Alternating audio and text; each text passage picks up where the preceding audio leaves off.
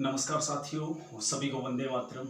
जैसा कि आप जानते हो कि एकमात्र यूट्यूब चैनल है आज़ाद आरपीएससी एकेडमी, जिस पर संपूर्ण समग्र भारतीय इतिहास की एकमात्र सीरीज चल रही है।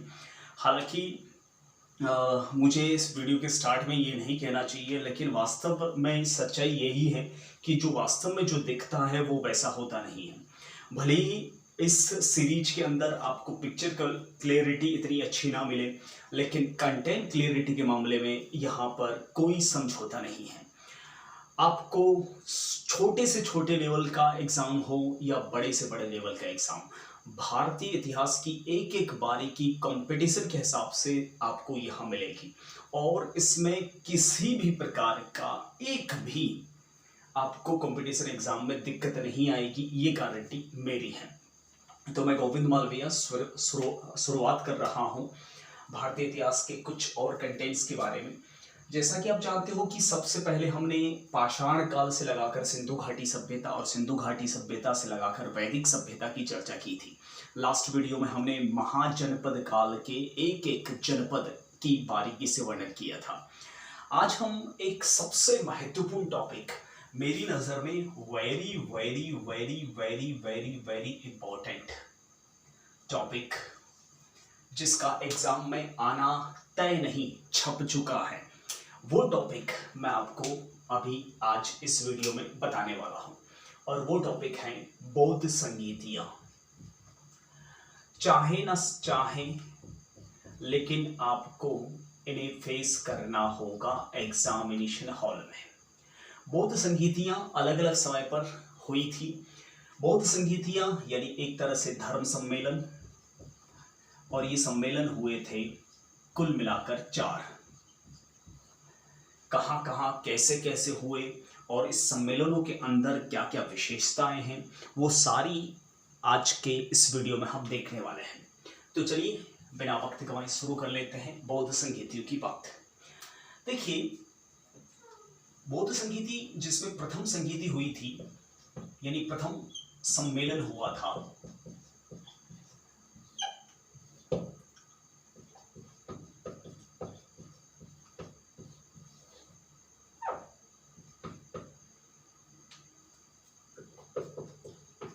एक बार इसका डायग्राम बना लेता हूं मैं।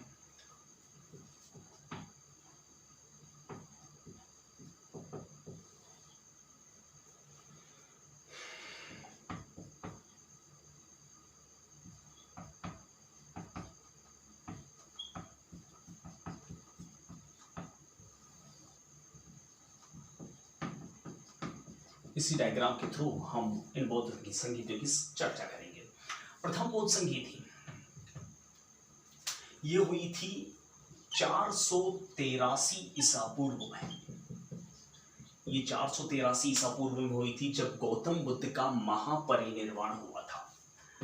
483 ईसा पूर्व में गौतम बुद्ध दुनिया छोड़ के चले गए थे।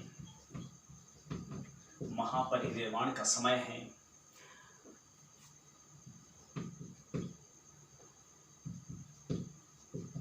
483 ईसा पूर्व।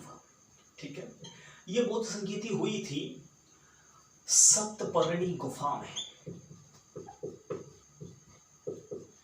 और ये सप्तपर्णी जो गुफा थी वह थी राजगीर में। राजगीर, जिसे राजगृह भी कहते हैं, और ये है आपके बिहार में। इस संगीति के अध्यक्ष बने थे आचार्य महाकश्यप। बौद्ध आचार्य थे महाकश्यप, जो इस संगीति के अध्यक्ष थे। और इस समय सम्राट थे मगध सम्राट, जिनका नाम था अजातशत्रु, जो हर्यंक वंश के सम्राट थे। मगध सम्राट।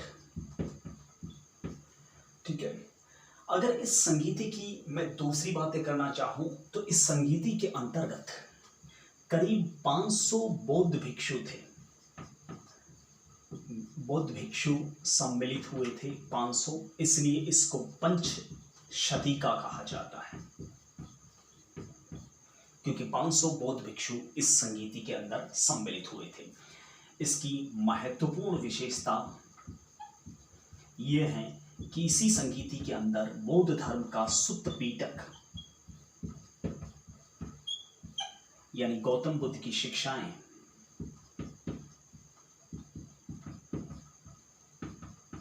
और विनय पिटक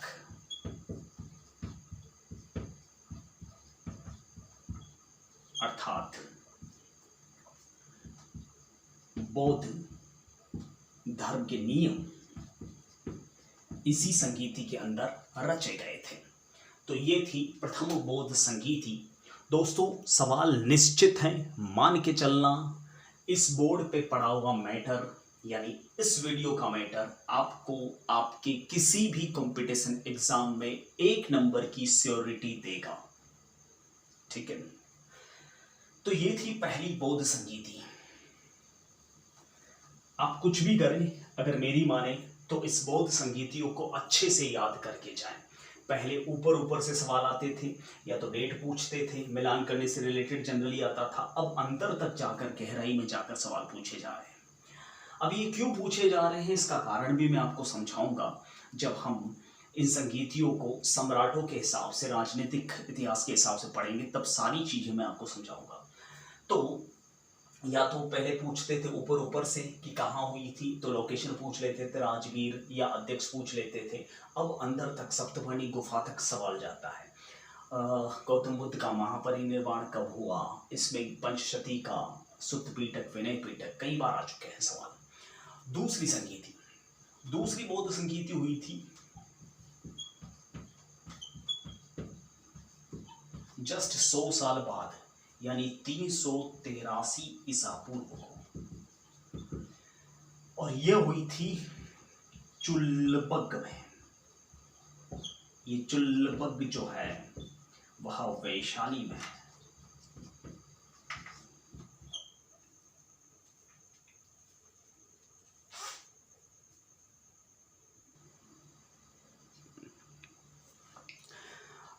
दोस्तों, दरअसल बीच में लाइट चली गई थी, तो आप इसी से अंदाज़ा लगा सकते हैं कि हम लोग आपके लिए कितनी मेहनत करते हैं, और इसी मेहनत की बनिस्पत एक छोटा सा इनाम तो मिल ही सकता है कि आप ज़्यादा से ज़्यादा वीडियो को लाइक करें, शेयर करें, सब्सक्राइब करें और कमेंट करें। तो मैं बात कर रहा था दूसरी बौद्ध संगीति की। दूसरी बौद्ध संगीति हुई थी चुल्लबग्ग, जो कि वैशाली में हुई थी, और इस संगीति के जो अध्यक्ष बने थे आचार्य सर्वकामी, जिन्हें सुब्बाकामी भी कहा जाता है, जिन्हें साबक मीर भी कहा जाता है। तो कोई भी नाम मिल सकता है आपको, आचार्य साबक मीर या सुब्बाकामी या सर्वकामी। देखिए, इस समय जो उस समय का सम्राट था, जब बौद्ध संगीति हुई थी 383 ईसा पूर्व में, उस समय का बौद्ध जो सम्राट था वह मगध सम्राट था कालाशोक। कालाशोक, जिसे काकवर्ण भी कहा जाता है, काले रंग का था काकवर्ण, जो कि शिशुनाग वंशी था।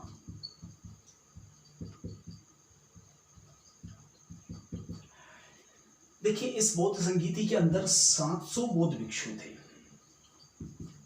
तो स्वाभाविक सी बात है कि इसको क्या कहेंगे, शब्द सतीका, क्योंकि 700 बौद्ध भिक्षु इस संगीति के अंदर मौजूद थे। और मैं आपको बता दूं, इस संगीति की महत्वपूर्ण विशेषता क्या है। जैसे इस संगीति में सुत्त पीटक और विनय पीटक रचा गया।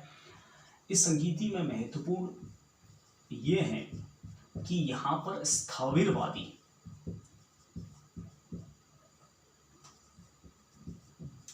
और महासांधिक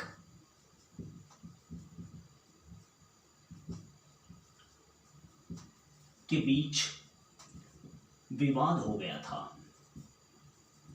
और विवाद हो के, जैसे संसद भवन में कैसे लड़ाइयाँ होती हैं वैसी कुछ बौद्ध भिक्षुओं में आपसी लड़ाइयाँ भी हुई थी चुल्लबग वैशाली में। स्थविरवादी जो होते हैं वह रूढ़िवादी होते हैं और महासांदिक जो होते हैं वह उदारवादी, आप समझ सकते हैं इसको। मतलब लड़ाई इस बात को लेकर थी बौद्ध भिक्षुओं के मध्य कि स्थाविरवादी यानी रूढ़िवादी जो पौराणिक परंपराओं पर आधारित थे वो चाहते थे कि बौद्ध धर्म में नारियों को स्थान ना मिले, लेकिन महासांदिक चाहते थे कि नारियों को स्थान मिले। ये मुख्यतः लड़ाई हुई थी नारियों के स्थान को लेकर। तो ये दो बौद्ध संकेती आपके सामने, आप चाहे तो इसका स्क्रीनशॉट ले सकते हैं। मैं फिर कह रहा हूँ, यहाँ से सवाल बनेगा नहीं, बन चुका है आपके एग्जाम में, मान के चलें। अब बात करते हैं तृतीय बौद्ध संकेती की।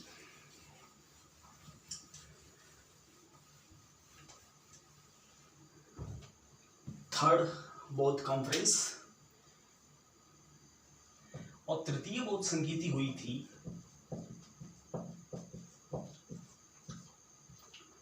यह हुई थी करीब 252-51 ईसा पूर्व के मध्य, और यह हुई थी अशोकाराम विहार में। आपको सब कुछ लोकेशन मिल जाएगी लेकिन एग्जैक्ट लोकेशन आपको नहीं मिलेगी। अशोकाराम विहार या इसको धोसीताराम विहार भी कहा जाता है।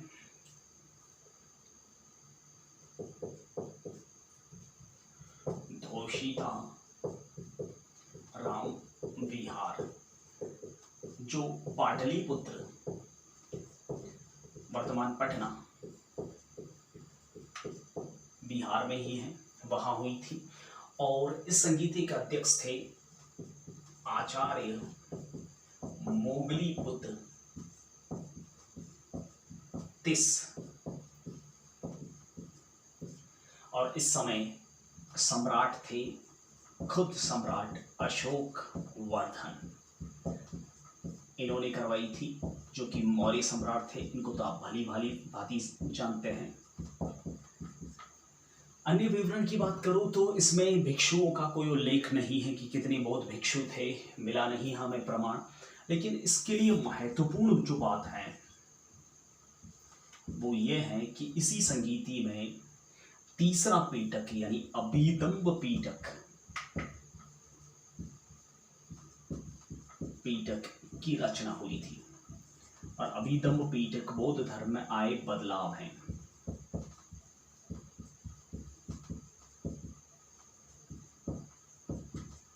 यानी यहीं से बौद्ध धर्म के अंदर बदलाव की शुरुआत होती है। देखिए, ये वाला जो सवाल है अभिदम्ब पीटक, ये 2015-16 मुझे अच्छी तरह से पता है, RS प्री में पूछा गया था, सो अलर्ट। अब बात करते हैं तृतीय बौद्ध संगीति की।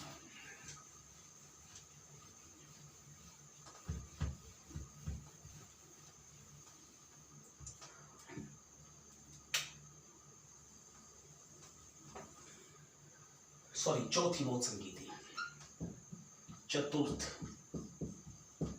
बौद्ध संगीति। और ये चतुर्थ बौद्ध संगीति आपने सब जगह पढ़ा होगा, प्रथम सदी में हुई थी, यानी पहली शताब्दी में।